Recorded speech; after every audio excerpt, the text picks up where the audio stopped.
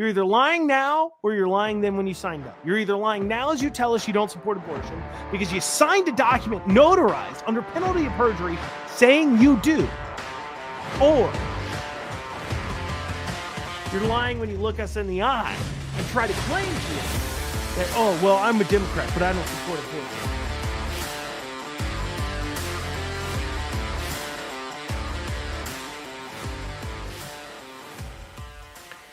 Welcome, everybody, to the Andrew Cooperrider Show. Of course, I'm your host, Andrew Cooperrider, your favorite candidate for Kentucky State Treasurer, your favorite podcaster, and dare I say, I'm going to say it, the wonderful, the one, the only Andrew Cooperrider, coming at you with another amazing episode. Great show for you guys today. We're going to be going over races, local. I say local, but not local per se. We're going to be going over some different races at different levels going on across the state. These are the races you're not hearing a lot of people talk about. I'm going to go over why they're important, why they're interesting to me, at least, so why they should interest you, and talk about what their outcome can mean and how you should read into what's going to happen with them. With that being stated, I welcome everybody. I'm going to stay here for the next 30 or 40 minutes or so. I don't know how long this one will be, and give you tons of information, great stuff to think about, to chew on. At least you could do for me is hit that like button, hit the comment, hit the share, and get the news out there. Let people know about me. Let people know I'm Andrew Cooper. I'm running for state treasurer. Let them know to get out and vote for me. That's in May now, same time as the governor elections. But of course, also, these are races, you know, you're going to be one talking about there around the kitchen table. These are the races you want to be talking about on Thanksgiving and what they mean and how important they are. And I'm going to be breaking that down. But one more thing before I get to that, please visit my campaign website at Andrew4ky.com. That is Andrew4ky.com. And you can also text the word Liberty to 33777. Text the word Liberty to 33777 to get text alert updates. And as always, if you're watching this on YouTube or Facebook, you can catch the audio only version, podcast version on Apple, Google, Spotify, and so on and so forth. So thank you guys for joining me. And let's dig into it. There's going to be a couple races we're going to look at today. And I got notes. That's how you know I'm taking it serious today, guys. I got notes. I got a lot of numbers on these notes. Don't look at my handwriting. Don't judge me. They all say geniuses have terrible handwriting. Well, I'm a genius. Let me tell you that. That is some bad handwriting. But we're going to be going over these races here. We're going to start with some local, kind of countywide, or maybe even smaller races going on across the state. And what do they mean? Why are they interesting? Why are they worth watching at all? So let's dig right down into it. Let's first start off. Let's go to Louisville first. Let's look at a mayoral race, and let's look at some school board races going on up there. The mayoral race is between Bill Durriff and Craig Greenberg. Guys, if you can remember there, Greg Fisher is the outgoing mayor, Democrat, of course, and known for being quite awful, quite terrible, really running that city into the ground. On top of that as well, we've seen, what are the issues in this race? You're going to see crime has become quite a big issue in this race. And Bill Durriff, he's the former mayor of J-Town. I'm sorry. J-Town. J-Town is the word for the town itself, but not its full name. I'm going to say it's Jeffersontown, and Jeffersontown, Kentucky. I blanked there for a second and was like, is it really J-Town? It is J-Town is Jeffersontown. I lived there once for like a few months in my younger years. So I don't know why I wouldn't remember it was Jeffersontown. But anyways, former mayor of J-Town, Bill Durriff, running against Craig there for the whole kit and caboodle. That's the mayor of Louisville. And let me tell you first, this is a expensive race. We've got Bill Durff having raised $603,000 as of his last filing, which would have been the 30-day pre. So as we're talking about these state races, we're talking about the 30-day pre races. So Bill Durff raised 603,000 and Craig's got $1.44 million in the bank, about $1.5 million that he has raised, not in the bank. Sorry, he spent some that he has raised, but we're also seeing some outside money coming in for both parties. So I think when all said and done, you're probably going to see closer to 3 to 4 million spent in this race. And it sounds crazy because follow me here. Okay. So let's go into the breakdown as far as registration goes. So Republican versus Democrat, there's 633. Now this is all according to the voter files that is reported from the Secretary of State and as such. So according to the voter files here, the Republican, Democrat, and I'm sorry, everybody combined registered is 633,000 souls in Louisville. Of that, we've got 204,000 Republican, 360,000 of them are Democrat, or 32% versus 56%. Now, in the game of politics, we don't often just look at those raw numbers when we're considering voting. We're looking for people who show up to vote. And so we're going to talk about a different category as well today as I'm looking at these races. And those are our 2 out of 4 voters. These are individuals that have voted in 2 of the last 4 general elections or more. So maybe they vote out 3 of the last 4, 4 out of 4. We're going to look at the 2 out of the last 4. That's generally gives you a pretty good indication of kind of where you're starting to look at. It won't tell you how many people show up to vote.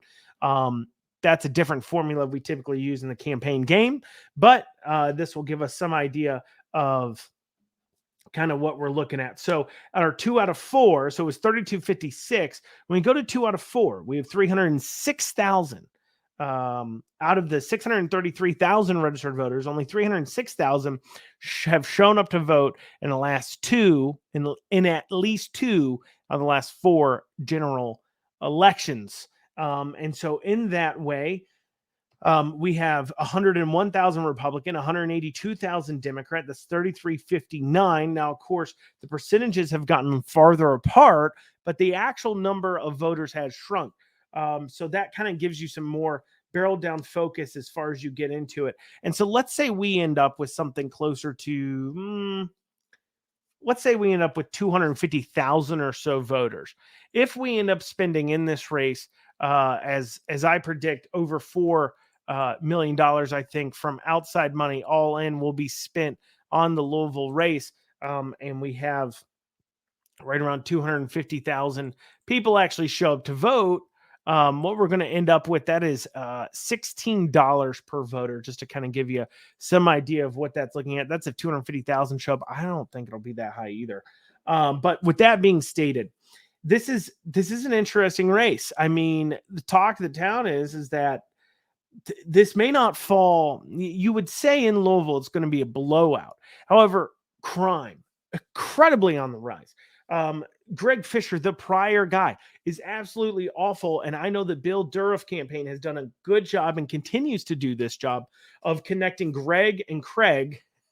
Unfortunately, their names rhyme for them, but essentially saying, hey, Craig Greenberg is just another continuation of Greg Fisher. And they've been making that kind of connection. And we'll see how this plays with the voters. Louisville may actually end up electing a Republican mayor. That's something to watch, right? If he comes close or wins, that is a major bellwether problem for Democrats across the nation, not just in Kentucky. See, the races we're looking at, I'm looking at them as bellwether races. They're going to tell us what are our opportunities for Republicans in these areas? What are the opportunities for conservatives in these areas? Or have they learned their lesson yet? Because all of us sane people would say these Democrats should have learned their lesson by now and should be voting Republican. But of course, that's not what we're seeing. And so what we're seeing here in the Bill Durff versus Craig Greenberg, you're going to be want to watch that on election day to see, one, if Bill can squeak it out. I think it will be a squeaker if he does win it. And then 2, also as well, if he loses, how much does he actually lose by? If it's a close one, if it's close at all in either direction, that tells you right there that Republicans are starting to make gains in some of these Democrat areas if we can continue to go down the path and I'm going to talk about at the end what I mean by continue. What do these election results? How should we look at it? What do they say? I think here, if you fall a little bit short, I think you would be mistaken to be a Republican and look at that and say we need to moderate. And I always think you're mistaken if you're a Republican looking at it saying we need to moderate, because people are running from the Democrat policies because of their results. Becoming Democrat light is not how we're going to maintain voters. If the Republicans just become like Democrats, it's not how we're going to maintain voters and continue to win into the future. So that's going to be an interesting race. Here's another local race worth watching, and I touched on it last week. That is the Bryson Dengussie Quinn versus Don Blevins here in Lexington for the county clerk race. Why is this interesting? So I got a heavier blue area. Once again, we're looking at registration in Lexington, 252,000 registered voters, 132,000 RD, and 88,000 are Republican. It's not as bad quite yet as Louisville. Remember, Louisville is 56% registered Democrat. Lexington's 52%. 32% Republican in Louisville. In Lexington, we're looking at 35%. So it's not as bad of a disparity, but it's still a large disparity. But what is interesting to me about this race? One, Bryson is a interesting and different kind of candidate. What I mean by that is she's clearly conservative. As far as that goes, all the conversations I have had with her showed she's a conservative, but the position of county clerk, the question you have is you've got Blevins, who has historically been very bad at the job. A lot of frustration. Last week, you saw me getting pretty upset about how he was treating people inside his office for donating against him. But this is what's interesting about this race. Okay. You Bryson, who's raised 37,000 as of her 30-day out. I believe she's continued to raise after that. I believe we're going to see Bryson maybe even getting into the 50s. Don Blevins, however, as of 30 days out, nothing. $0. In fact, he just started getting out yard signs. We've seen about 10 or 12 of those. Blevins has stated he doesn't need to run against her. She doesn't have a shot at all. But Blevins, I think we're going to see if Bryson can pull it out. It's part of it's going to be because Blevins hasn't worked at all. He hasn't done anything. He doesn't believe he needs to do anything to win this race. And we'll see if that blows up in his face. He's raised nothing. On top of that, you have a county clerk. He's never filed his KREF reports. Now, maybe he's really raised nothing and he believes he doesn't have to file those reports, but I could be mistaken. But as a candidate, I'm almost 1,000% positive that KREF, Kentucky election, the Kentucky election arm that looks at the finance that looks at the finance part of elections, right? It's called KREF. As far as that goes, it stands for the Kentucky Registry of Election Finance. They do. I'm almost 1,000% positive you have to file a report regardless if you've raised $1 or not. So you have a county clerk in charge of running elections. Remember, this is the same county clerk that called me up on a primary election day threatening to arrest me for doing something that was completely legal, that we had to get an emergency restraining order against, not filing a single one of his fundraising reports because he just doesn't think he has to. Maybe he's really not done anything, but I'm just saying $0 he's spent and raised and 0 reports he's filed. I'm pretty sure, Mr. Blevins, you should be filing it. And I'm pretty sure somebody who's in charge of making sure our elections are ran properly should know how to file election paperwork. But, what do I know? All right, moving on from those. We're going to return to Louisville. We're going to talk about the school district there because what we've seen is a conservative push. We've seen the Louisville GOP even slightly getting involved here with this parent choice, parent voice candidates. And what these are 4 candidates. They're not necessarily Republican as far as that go or conservative, but they are individuals who believe that the schools in Louisville are going in the wrong direction. Kids are being taught about things like questioning their gender instead of ABCs and 1, 2, 3s. That is quite clear. They're coming out there. They can't read. They can't write. They're being shot at every day, and something has got to change. And parent choice, parent voice has gotten out there. They've raised 4 candidates in the 4 races going on. Your candidates you're looking at there, Charlie Bell, And by the way, if you want to check these out, you can go to choice parentvoice.com, and you can check these out. And so you can kind of see where they're at, and then you can check out their websites. So you got Charlie Bell in her the first district. That is a woman, Charlie Bell. You've got in the third district Steve Olam. In the fifth district, you got Greg Passetti, and in the sixth district, you got Misty Glenn. What's interesting about the first district, so those of you who follow the school choice side of things, that is where our first, that is where a charter school was passed by our legislature, that a charter school needs to go into that area, and they will be opening up a charter school in that area. And what's interesting is Charlie Bell is actually a former principal superintendent. She ran a charter schools, I believe in Texas. So she has experience, a lot of experience running charter schools, knows how they work, knows how they operate. And if you're in that area, you gotta have to get that charter school in there anyways, whether you like it or not. And here's the thing, there's people out there who would allow children to suffer, their education to suffer, that wants the charter schools to fail because they don't want parents to have educational choice. And so they want it to fail.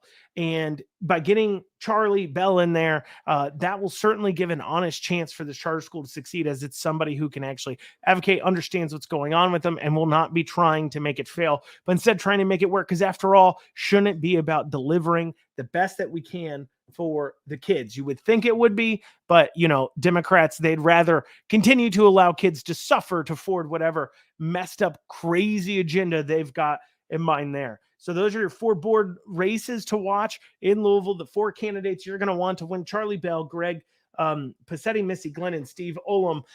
If you want parents to at all have some control or ability in their children's education as far as that goes. All right. Moving later on, we're going to go out west. We're going to go to Western Kentucky, to Henderson County, for their judge executive race. This is between the incumbent Brad Schneider and Dorsey Ridley is running against him. Now, Dorsey Ridley, a longtime state house rep and state senator, I think like in the 1980s and 90s and into the 2000s, he was a house rep and state senator. And now he's running for judge executive against Brad.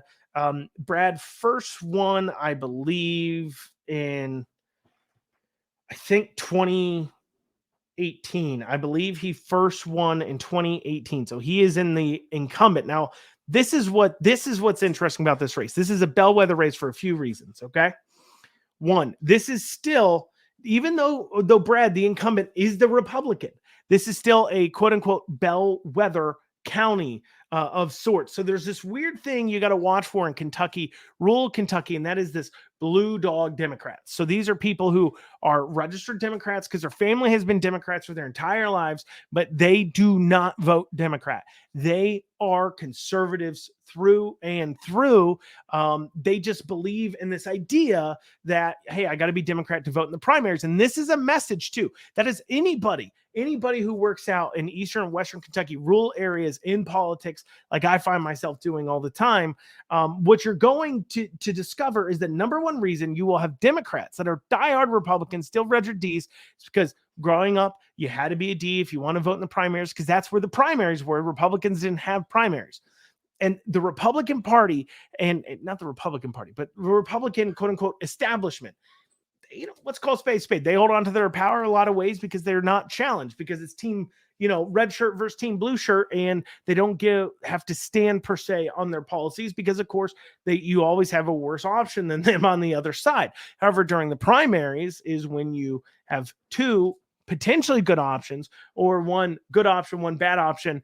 And that bad option could be somebody you'd pick if they're up against a Democrat. And so typically we see the quote unquote establishment Republicans not wanting to see primaries because it challenges their authority. However, word to the wise, that is the number one way we're going to grow the Republican Party, is by having primaries out in Eastern and Western Kentucky, in these rural areas where you've had blue dog Democrats. They will start to flip Republican more and more, as one, they have friends who are running in the primaries they want to vote for, and two, as the side of Republicans can offer them a primary for them to vote in, so they're not only voting one time. That's just kind of the casual thing, because this is what's interesting. Despite this being a very conservative area as far as their representation go, Brad, Republican. The state house rep for that, or the state senator for that area, Robbie Mills, Republican. The state house rep for Henderson County, house rep for Henderson County is, I'm going to tell you who it is.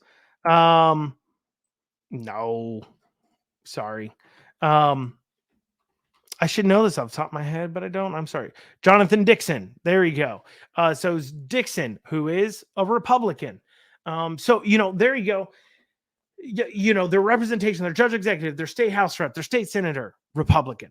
But yet, when you look at the registration in Henderson County, what do you see? You see Republicans with only 33% of the registered voters. So out of 36,000 on the nose registered voters, 12,158 of them are Republican, 20,740 of them are Democrat.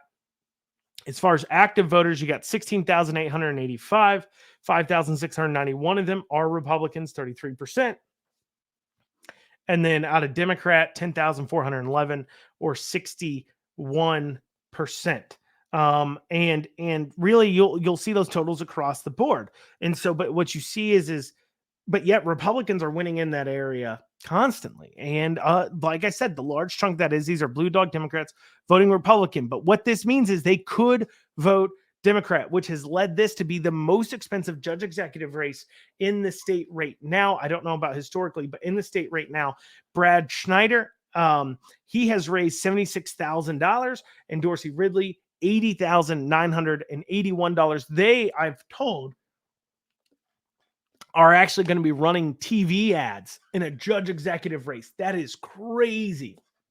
That is crazy to talk about. TV ads in a judge executive race. That is crazy to think about. And for those of you who don't understand why this is crazy, a judge executive race, and you can go on KREF and take a look. KREF, just Google KREF KY, and you can search all the election finance statements for all the people you want. What you're going to see is most judge executive races, maybe 30,000 a candidate on the high side if they're competitive. It is insane that we're seeing 80K each. This is still 30 days out. They're going to continue to raise money as things are put on it. By the time things are said and done, you're going to see maybe 100,000 each being spent on this race, 100,000 each maybe. And the reason why is because this is a bellwether race. This is where the Democrats think, can we win rural Kentucky back? Because what has happened is they've continued to lose seats in the state house. They've lost seats time and time again. They're going to be close to 80, maybe 85-ish or so seats Republican in the state house. Guys, we just took over that house in 2017. So in 2016 elections, we just went over 50 state house reps being Republican. And since that time, so since 2017, just 5-6 years ago, it has become now a super duper duper uber majorities with over 80 or almost 80 ending up going to be Republicans in the state house, because they've lost in the rural areas, have become more and more conservative, and they're trying to win them back. And they believe Dorsey Ridley is going to be the guy to do it in this little judge executive race, not little, but in this judge executive race in Henderson County. He's a longtime Democrat. He's a well-known Democrat. Like I said, he's a state senator, state house. Now he's running for judge executive, which some people view as, I don't view it as a step down, but some people do. They're just different levels of government. It is different, though. You don't typically see a state senator running as a judge executive. Happens all the time, though. Normally, it actually goes the other way. But anyways, point is that Dorsey's been pooling in the money, and he is running in this. And I think the Democrats really look at this as kind of their last hurrah of sorts for them to look at there. Judges races. Okay, so that judge executive race, watch that in Henderson County.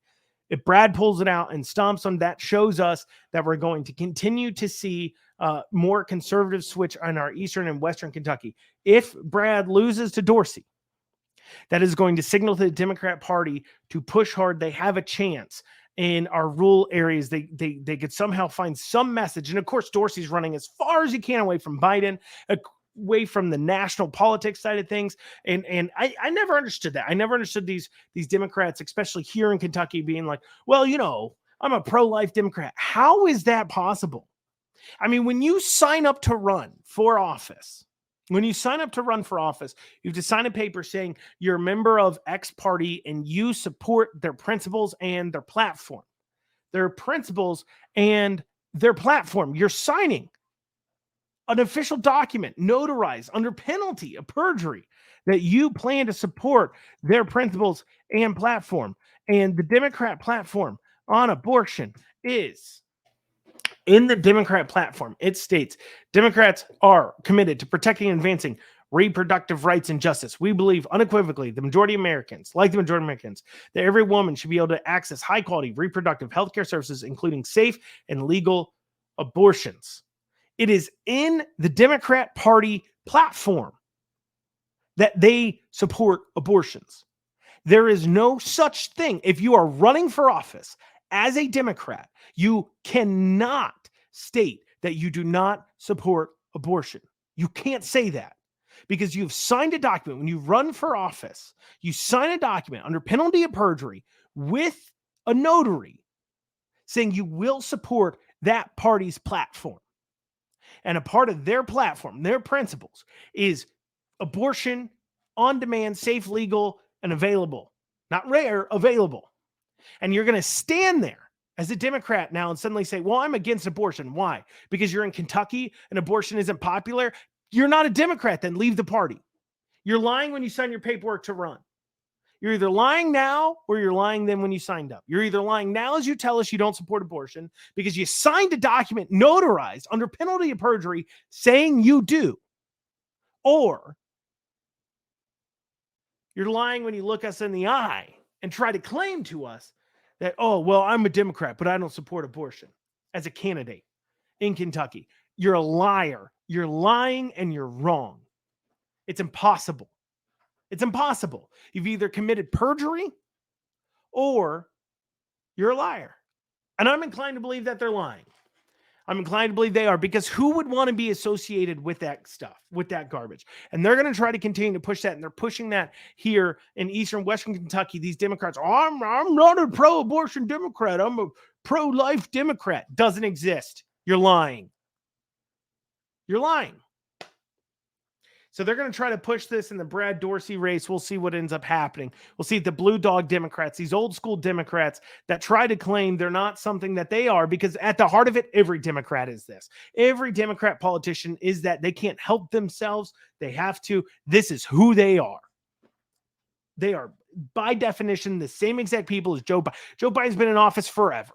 He is through and through exactly the kind of Democrat all of them have been, and look where he ended up. Without fail, Democrats end up there. Without fail. So that's a race to watch. Brad Dorsey. Okay. There's 3 judge races that I believe are worth watching. That's the Fisher v. Keller race for the Supreme Court. It's the Bob Winter v.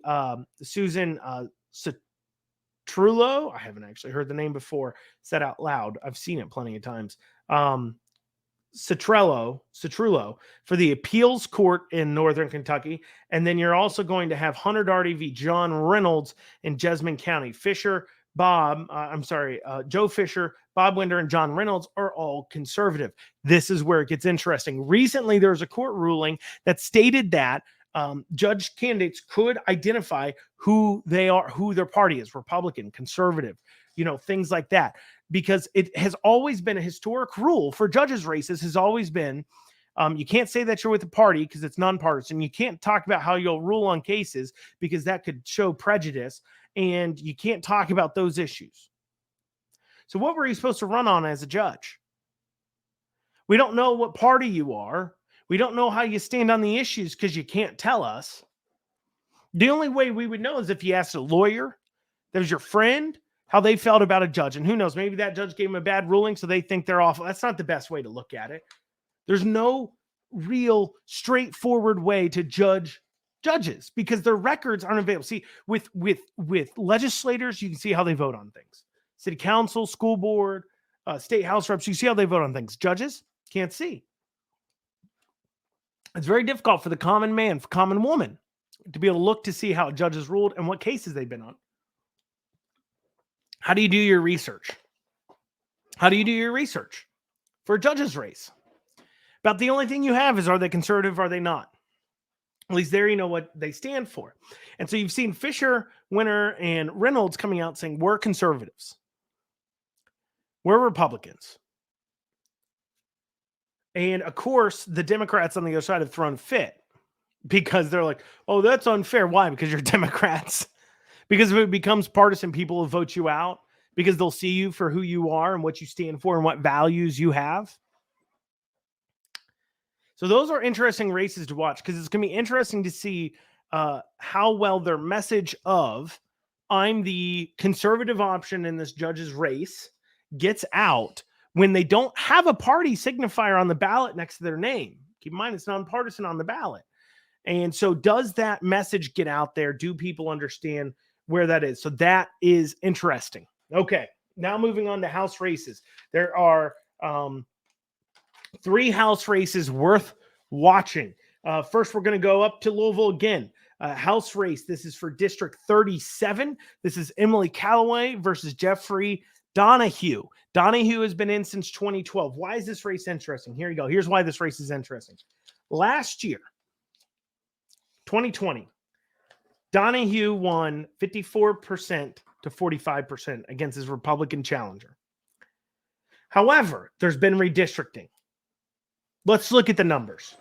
In the old district, out of the 28,727 registered voters, 9,739 of them Republican, 15,722 of them Democrat. That's 33% to 54%. That's a 21-point difference. Now it is 13,058 registered Republicans to 16,130 registered Democrats, or 32,000 out of 30. So out of 32,903 registered individuals, 13,000 Republicans, 16,000 Democrat, or 39 and 49%. So before it was 21 percentage points difference. Now it's 10 percentage points difference. And how much did Donahue beat his Republican challenger by last time? 10 points. But now, because of redistricting, we've seen a 10-point flip in registration. And this is reflected in the fundraising too as well. Callaway, fundraise, state house race, general election, 56,724. Donahue, 57,815. Emily Callaway's got a shot. She's got a shot at taking this one. Donahue's been trying to put forward some pretty conservative legislation to cover his butt for filed bills for this next session. Pre-filed bills for this next session. Interesting, considering you're in such a dead heat race. But we've got, remember guys, registration before 21-point difference, now 10-point difference. And what was the percentage of race before? 54-45, 10 percentage points apart. And we've shrunk the gap of registration. You need, as we've seen out in Western Kentucky, and as you see all the time, Republicans do outshine their percentage of the registered votes all the time because Republicans show up to vote at a higher rating than Democrats do. Long story, maybe that's for a different episode. So that's House District 37. These are some of the House races we're seeing that have been redistricted to become more favorable, where a Republican could win. And Emily Callaway could win that. The numbers are in her favor. The fundraising's there. It's there. She could pull it out over Donahue, and we could see that seat flip from Democrat to Republican. Let's see if she can pull that one off. That is a race to watch right there. Here's another House race. This one's interesting. It's Gearing versus Rachel Roberts. Sorry, I know I paused there. I don't know why. I know Gearing very well. So Gearing versus Rachel Roberts. This is House District 67. This is in Northern Kentucky. So this is another one which has, they've set it up. They've made it a closer election. So normally you'd see this being a battleground election, but you're not quite getting that same thing. Let's first go to the numbers before I talk about what's going on in this race. So in the last election, Rachel Roberts in the general 2020 won 52-46. So that's a 6 percentage point difference. Okay. In normal circumstances, she'd be in trouble because it's red wave year. It's a red wave year. And Rand Paul's on the ballot and he drives out people too as well. But and Democrats are not going to come out as much. Joe Biden's not inspiring. Democrats aren't going to come out. All politics are local. National politics affecting your local politics. Here's where it is. It's a red wave year. Normally, she would be in trouble. And they've also redistricted. Let's take a look at the tail of the tape, tail of the numbers, okay? Old registration. 34,000 registered, 12,000, basically about 13,000 Republican and 15,500 Democrat. A 37% to 45% difference, 8 percentage points difference. What we see in the new district is 14,777 Republicans versus 16,910 Democrats out of 37,880 registered voters. That is now a difference of only 5 percentage points. So we see a 3 percentage point close in the gap in registration coming into this race. Keep in mind, she only won by 6 points last time, and it's a red wave year. This should be a nail-biter. This should be a close race. This should be one where Republicans are getting invested, but they're not. They're not. Rachel Roberts in this race has raised $124,000. Gearing, $8,486. Why? Because the Republican establishment doesn't like Gearing very much. They don't like him very much at all. They believe Gearing is quote unquote too extreme. He's too much of a Trumper. He doesn't get along well enough with the establishment, yada, yada, yada, whatever you want to call it. And just remember this too. Whenever you hear Republicans talk about, we got to get out there, we got to support all Republicans, everybody draws a line somewhere, right? We've seen nationally Mitch McConnell drawing the line. We see statewide, they're drawing the line. What they're saying at the establishment is we don't want to support Gearing in this election because we don't really like him that much. So, they're not going to tell you to go out and vote for Rachel Roberts. Some Republicans are, I'm told, but they're also not getting out there and supporting Gearing, something you would expect them to do. However, Gearing may still pull it off. I know it seems like he won it. You're saying, Andrew, he's only raised 8,000 versus 124,000. But things have gotten tighter on the registration. And also as well, it'll be a test to see. Be a good test, okay? Even if he performs better than last year, considering the money disparity and everything else, even if he doesn't win, but he performs very well. There's an argument that says these so-called, what some people would call extreme candidates, and like I said, you've heard this at the national level, are not good candidates in the general. We need to moderate. You need moderate candidates in the general. But moderate candidates are inspiring. Look at Trump. Win the presidential election against Hillary Clinton. He wasn't very moderate. She tried to run as a moderate. What we see is that the races going on in some of these areas, if you have a good candidate that is inspiring and knows how to present themselves and knows how to campaign, and Jerry's getting out there and he's working, Gearing's getting out there and he's working, these ideas of saying, well, that candidate's too extreme, you're missing the point that he does inspire people to show out to vote. Like I said, that's what Trump did. And so it'll be a good test to see how does that actually look, because he's got basically no money compared to Roberts, but it is more Republican friendly. And does he drive out more voters, or at least drive people to vote for him? I don't know. We'll see how it turns out. Maybe the establishment's right. Maybe they're wrong. But also on the same weather bell, as far as extreme versus not extreme, what's that mean electorally? We moved to Dan Pfister, House District 56. First year, so that he got through his first session. He's going into this one.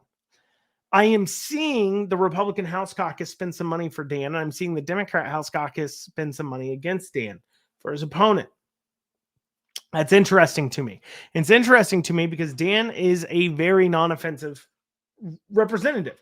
He is not extreme. Well, of course, the Democrats, everybody's extreme. You're extreme. That piece of wood over there, because there's an R next to it, would be too extreme for a Democrat. It doesn't believe in chopping the genitalia off children. So it's too extreme for a Democrat. But Dan Fisher, he's very moderate, very middle of the road. But we're seeing some money spin. Is he in trouble? Does he underperform in a red wave year? If he does, I still think he wins no matter what. But if he does underperform in a red wave year, what that tells you doesn't say anything. Dan's a good guy. Dan's not offensive. But what it tells you is that this whole idea of extreme, not extreme, whatever, far right Republicans, whatever that means, Trumpian Republicans, liberty Republicans, that because you got to understand the general, the mainstream, the moderate, the Liz Cheney-esque, Romney-esque type people, Mitt Romney-esque type people say, well, these far over there, they can't win in the general and they're too extreme and blah, blah, blah. Once again, I point to Trump, but anyways, they're too extreme. They can't win the general. We need more moderate people. Dan Fisher's very non-offensive. I don't know if he described himself as a moderate, but I don't know if I'd call him super moderate, but he's definitely, would nobody under any reasonable terms would call him extreme at all. He's a good conservative. But if he underperforms or if he struggles, that flies in the face of this idea that you need to, oh, well, we've got to water down our message in order to win elections. We have to water down the conservative principles and standpoints. I don't think we do. Finally, this one's just funny. Jeff Young versus Andy Barr. Jeff Young absolutely disdained by the Democrat establishment. In fact, what's his name? Bashir was asked if he was going to support Jeff Young, and Bashir responded that Jeff Young needs help, but this race ain't it, implying he's got a mental illness. The first time I met Jeff Young, he walked up to me and he said something about how Andy Barr is going to put us all homeless on the streets and we're going to be dying and craving for food because Andy Barr is destroying us, something like that. Look, you don't have to like Andy Barr, and sometimes there's decisions he makes that anybody can disagree with. But Andy Barr is not powerful enough or making the kinds of decisions that end up with me homeless in the street. First off, he's not a Democrat. Those are Democrats doing that. And second off, he's a congressman. He's one of over 400 votes. He's one of 435 House reps. And so he alone is not going to put me in the streets. But he walked up, he said something very crazy to me. He's getting no support from the Democrat Party, Democrat establishment, anything at all. It's just going to be curious to me to see how many people walk into the voting booth and vote for Jeff Young. Does he underperform or overperform or perform exactly at what he's expected to? If he underperforms and Andy Barr overperforms, or maybe just a lot of people don't vote in that race, that tells you there is a way to be too, I guess, crazy of a candidate for the Democrats, as you may say. But I don't know. I've got a feeling a lot of Democrats are still going to vote for Jeff Young. And, Jeff Young, it's the first time he's ever gotten a major party nomination. This guy has ran for every office that's come across his plate. He just keeps running for office. The guy loves running for office. He's ran probably 10 times for office, I believe. So, there you go. So to recap it here, interesting races to watch. Okay. The Bryston Blevins race, Bill Dourif, county clerk race in Fayette County, Bill Dourif versus Craig Greenberg race in Louisville, the 4 school board races in Louisville, the Henderson County Judge Executive race, very expensive race, bellwether race for Kentucky for the future of the Democrat Party. That's between Brad Schneider and Dorsey Ridley. And then, these judges races, Fisher v. Keller, Bob Winter v. Citrullo, and John Reynolds v. Doherty. Those are the conservative judges going up against these more liberal judges and seeing if the party, quote unquote, politics comes out to play. In the House, you're going to watch House District 37 race, Trout, Callaway, and Donahue to see if that gets flipped Republican. The numbers say it should. Let's see what happens. You're going to watch the House 67 race, first Gearing versus Roberts. This should have been an easy flip, but we're seeing the Republican party leadership as a whole. I don't say the party leadership itself, but the state house leadership not getting behind Jerry at all. We'll see what happens, him versus Rachel Roberts. And then, of course, watch the Dan Pfister race, see if he underperforms, overperforms. He's a non-offensive candidate, but the Democrats are running, I believe, the ex-mayor of Versailles against him. And if he underperforms, what does that mean? Well, it means you can't just, being a quote unquote, this idea that, well, if we're just all moderate Republicans, we're going to win elections more. That won't really show through. Once again, I'm not saying Dan Pfister is necessarily a moderate. I'm just saying he's a non-offensive Republican. He's a good guy. He's a nice guy. He cares about the people. He's very middle of the road. He's very, I would say, more moderate. But he's got his principles. He's got his conservative principles. He cares about the things that are important to care about. He cares about, he's pro-life, and he's worried about, of course, the issues as far as teaching and gender theory and all these other things. He cares about those things, but he's also a very nice, straightforward guy. I guess I wouldn't call him robust. He's very non-offensive.